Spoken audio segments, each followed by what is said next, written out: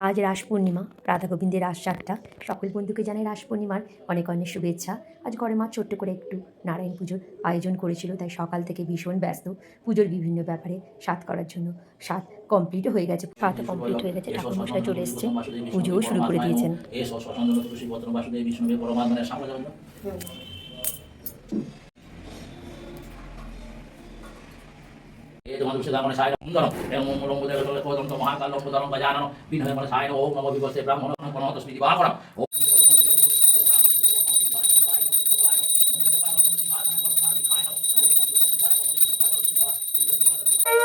পুজো শেষ করে ঠাকুরমশাই একটু আরতিও করে নিলেন।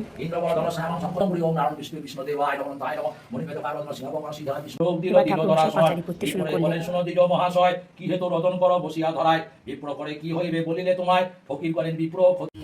মায়ের খুব ইচ্ছা ছিল তুলসী মন্দিরে একটু হরিনোট দেবে, সেই ইচ্ছাটাও মায়ের পূরণ হয়ে গেল। সব মিলেমিশে পুজো কমপ্লিট হয়ে গেল, মায়ের প্রসাদ মাখাও হয়ে গেছে, সকলে মিলে আনন্দ সহকারে খেয়েও নিলাম।